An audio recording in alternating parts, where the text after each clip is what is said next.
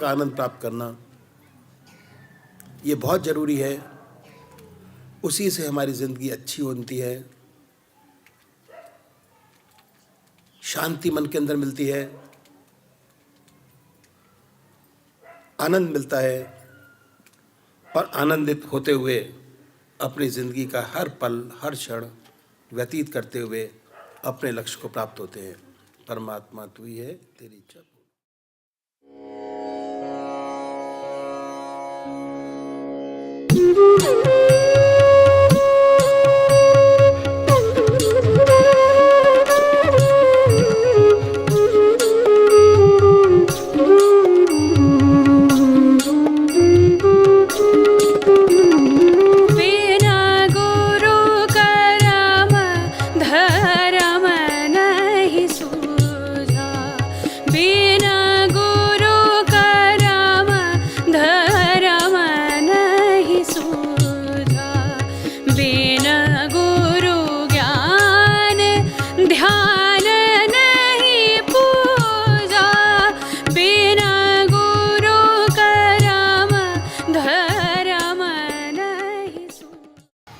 पूज्य माता और बंधुओं,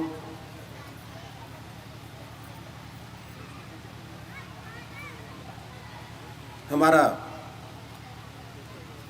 जैसा कि भक्तजनों ने बताया, अखिल भारतीय सतमत सत्संग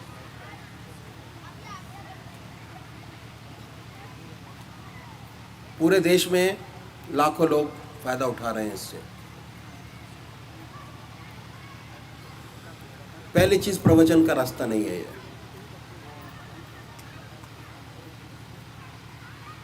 ये करने कराने का रास्ता है।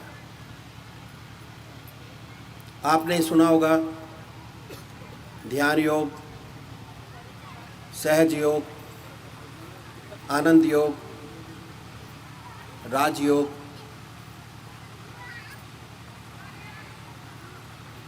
कर्म योग।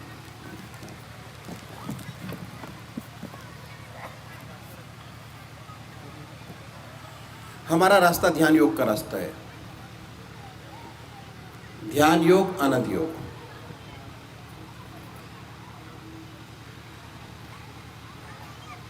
और बड़े आराम से घर गृहस्थ पर रह के ये साधन किया जा सकता है। सबसे बड़ी बात, आपने राजा जनक का नाम सुना होगा। राजा जनक को विदय कहते थे।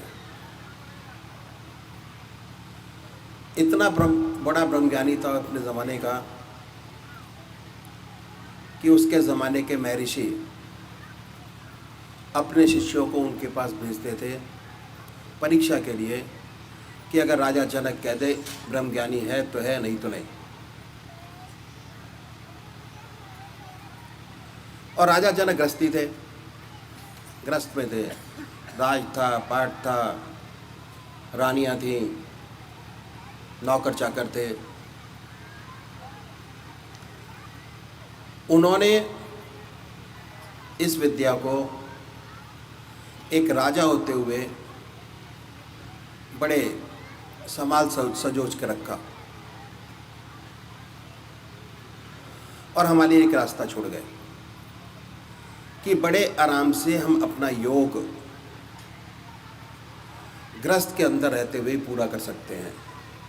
सबसे बड़ी बात, ऊंची से ऊंची स्थिति बड़े आराम से गृहस्थ के अंदर रहते हुए प्राप्त की जा सकती है। परमात्मा को साक्षात्कार करने के लिए दो रास्ते हमारे पास मौजूद हैं। एक संन्यास का रास्ता और दूसरा गृहस्थ का रास्ता। संन्यास का रास्ता ऐसा है कि हर चीज़ साधक छोड़ता चला जाता है। घर बार छोड़ना, बीवी बच्चे छोड़ना, धन दौलत छोड़ना।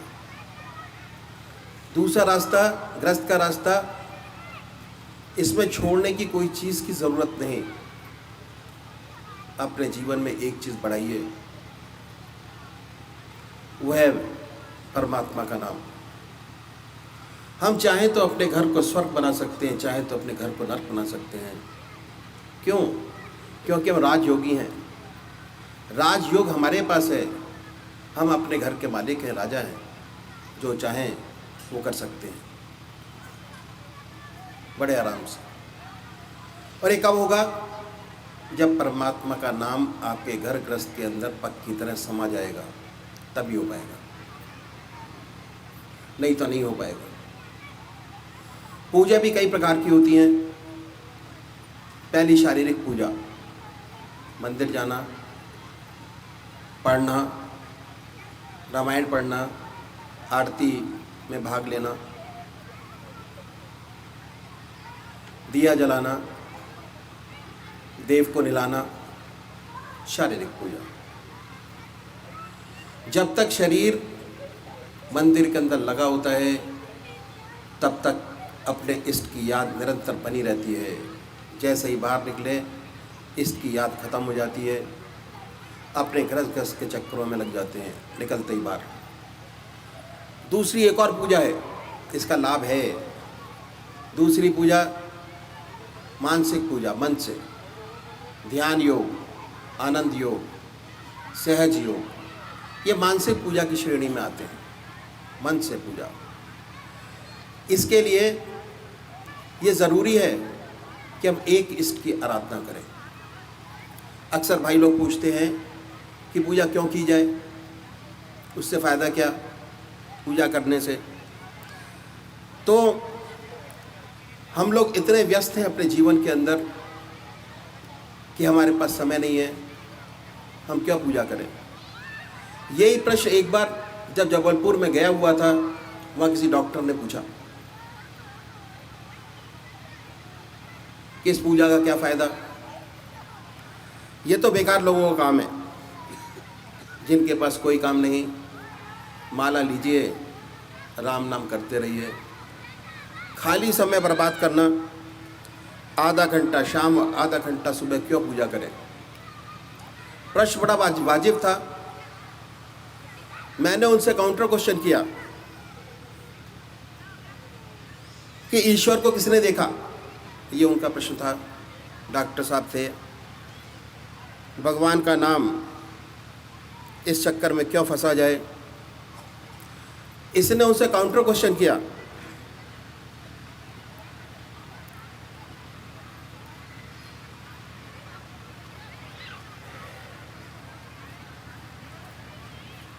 कि आप डॉक्टर हैं, 8 घंटे काम करते हैं, 2 पारी लगाइए। जहाँ 8 घंटे काम करते हैं और 16 घंटे काम कीजिए, दुगना कमाइए। सोने से क्या फ़ायदा, क्यों टाइम वेस्ट किया जाए।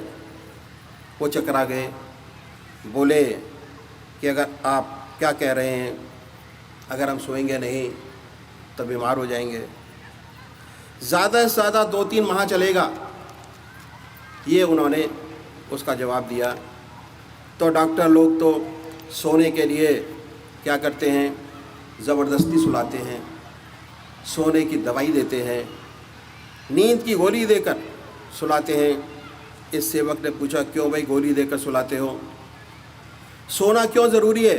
उत्तर मिला, अगर शरीर को रेस्ट नहीं मिलेगा तो काम नहीं चलेगा, आराम करना बहुत ज़रूरी है। सेवक ने फिर प्रश्न किया कि ऐसे इंजेक्शन निकालो कि इंजेक्शन लगा दिया जाए, आदमी काम करता रहे, सोए नहीं। भाई कितना भी इंजेक्शन लगा लो, सोना आवश्यक है, सोना तो पड़ेगा। सोना क्यों आवश्यक है। देखिए, आपकी जो साइंस है अभी बॉडी तक ही सीमित है, आप उससे ऊपर नहीं उठ पाए। वास्तव में जो हमारी पर्सनालिटी है वो बहुत कॉम्प्लेक्स है। हम ये शरीर नहीं जो देखते हैं, हमारे 3 शरीर हैं। ये तो स्थूल शरीर है जो हमें सामने दिखाई दे रहा है, नाक, कान, हाथ, पैर। दूसरा शरीर एक और भी है जो मन, बुद्धि, चित्त और अहंकार से मिलकर बना है। उसे सूक्ष्म शरीर कहते हैं। जितना सोच विचार का काम है सब इससे लिया जाता है। एक और शरीर है जिसे आत्मा कहते हैं, कारण शरीर। चैतन्यता और आनंद इसी आत्मा में है। जहाँ आत्मा नहीं वो शरीर बेकार हो जाता है। आप जितना इसे प्यार करते हैं, आत्मा निकल गई और ये शरीर बेकार हो गया। आप तो ये भूल जाते हैं कि हमारे 3 शरीर हैं। आप सब कुछ इस बॉडी स्थूल शरीर को समझ बैठे हैं। अब देखिए सोने में क्या होता है। जब हम सोते हैं ना देखने का काम करती है, ना नाक सूंघने का काम करती है, ना कान सुनते हैं, काम नहीं करते। ये हिलते डुलते नहीं। आपकी जो इंद्रियां हैं सब निष्क्रिय हो गई। उन्होंने अपना अपना काम छोड़ दिया। इसी का नाम विश्राम है। क्रियात्मक रूप से यही होता है। और जब ये इंद्रियां निष्क्रिय हो गई तो इनका आधार है मन। ये मन में सिमट गई और इनको ताकत मन से मिलती है, खाने से नहीं मिलती, दूध से नहीं मिलती, इंजेक्शन से नहीं मिलती, मन से मिलती है। इंद्रियां सिमट गई मन में। और जब सुबह आप उठे बिल्कुल चेतन स्थिति में उठते हैं, काम करने की आपके अंदर शक्ति है, ताकत है। और यदि सोएंगे नहीं तो दिन भर जम्बाई लेते रहेंगे, कोई काम नहीं कर पाएंगे। इसलिए शरीर को सुलाना बहुत ज़रूरी है, रेस्ट देना। ऐसा ही हमारा सूक्ष्म शरीर है। इसे हम सोच विचार का काम लेते हैं। इसको भी नींद देना बहुत आवश्यक है। हमारे ऋषियों ने, मैं ऋषियों ने इस बात को जाना, इसलिए उन्होंने कहा कि आधा घंटा सुबह और आधा घंटा सायंकाल भगवान की आराधना करो, पूजा करो। अगर पूजा करोगे तो भगवान में चित्त एकाग्र हो जाएगा और चित्त विरोध स्थिति पैदा होगी। इसलिए मन जब शून्य हुआ, निष्क्रिय हुआ, जैसे आपने इंद्रियों को निष्क्रिय किया, अपने मन को भी निष्क्रिय कीजिए। भगवान को मानिए या ना मानिए, कोई फ़र्क नहीं पड़ता। लेकिन आप अपनी हस्ती को तो समझते हैं, आपका अस्तित्व है, इसका विकास करना हमारा फ़र्ज़ है। भगवान आपकी पूजा का नहीं भूखा। जो आप कर रहे हैं अपने लिए कर रहे हैं। अगर अपना सच्चा विकास चाहते हैं तो जिस प्रकार शरीर को देना बड़ा आवश्यक है, उसी प्रकार मन को भी आराम दीजिए। और पूजा करने का जो तरीका है वो मन को आराम देने का है। जैसे ही विचार शून्यता मन में आई, सारी मन की इंद्रियां, उसे रेस्ट मिलेगा। जब मन को रेस्ट मिला तो क्या हुआ, उसका सीधा संबंध आत्मा से हो गया। और आत्मा में आनंद चैतन्यता, आनंद और चैतन्यता उस मन में आ गई। और उसका कितना हल्का फुल्का महसूस करेंगे, इतनी अनुपम शांति आनंद मिलेगा। ये अनुभव का विषय है। उसके बाद सुंदर सुंदर विचार आएंगे। ये समस्याएं हल होंगी जो सारी ज़िंदगी हल ना हो सकी। ऐसी ऊंची शक्ति प्राप्त होगी और फिर सच्चे मनुष्य के भाव पैदा होंगे। तो ये ध्यान करना, प्राप्त करना से होता है। आप जानते हैं कि आप क्या कर रहे हैं। और जब ये अनुभव हुआ कि हम क्या कर रहे हैं, हमें अपना वास्तविक रूप नज़र आता है कि हम कोई गैर नहीं, सब हम ही हैं। जितने ऊंचे संत हुए उनका अंतिम निर्णय यही रहा। महात्मा तुलसीदास जी ने कहा कि जड़ चेतन जग जी जगत राम सकल में जान। सूरदास जी को हर प्राणी में, पशु में, लता में, हर जगह भगवान कृष्ण नज़र आते थे। तो ये बहुत ज़रूरी है। अब क्या है कि हम कैसे अपने आप को इस रास्ते में बढ़ाएं। हमारे महर्षियों ने बताया कि हमारे लिए ध्यान योग बहुत ज़रूरी है करना।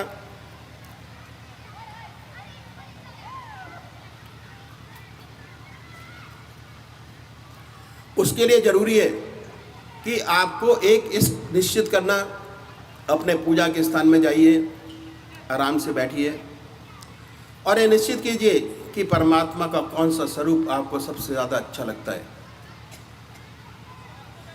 कौन सा नाम अपनी आत्मा से पूछिए और ये डिसाइड कीजिए कि हमको राम अच्छे लगते हैं या कृष्ण अच्छे लगते हैं या हनुमान जी अच्छे लगते हैं।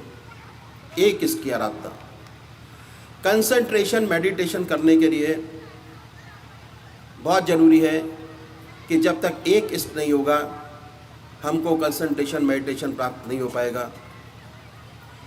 बड़े आराम से बैठिए और ये महसूस कीजिए कि हमारा इष्ट सह शरीर हमारे सामने विद्यमान है।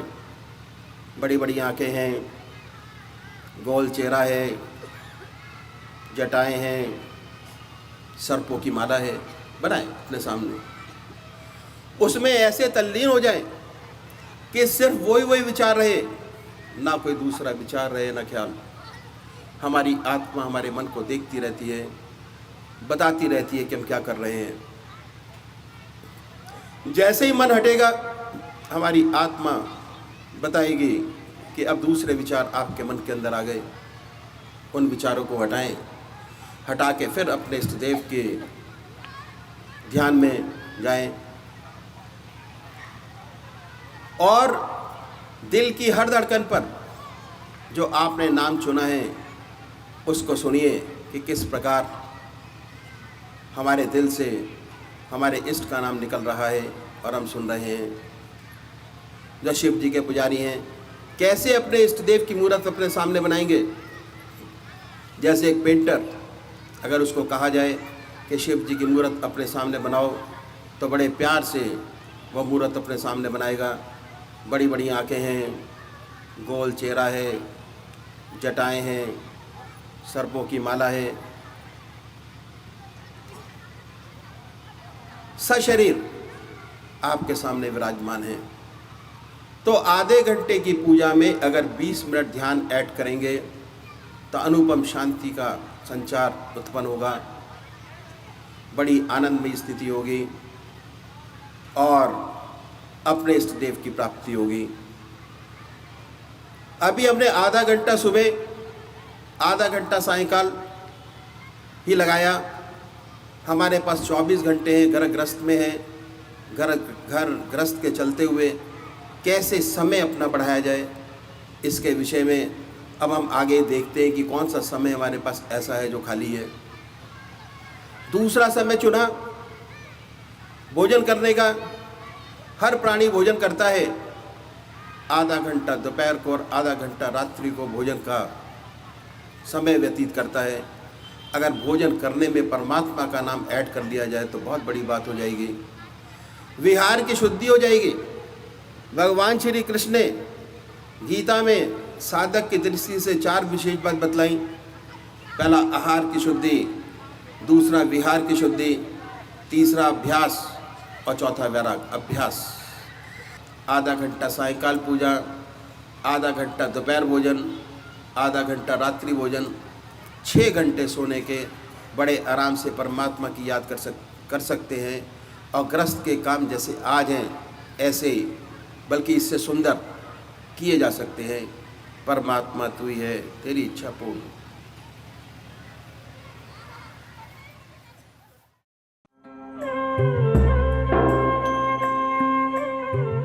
ध्यान योग के कार्यक्रम आनंद योग से निशुल्क जुड़ने के लिए संपर्क करें 9810239677।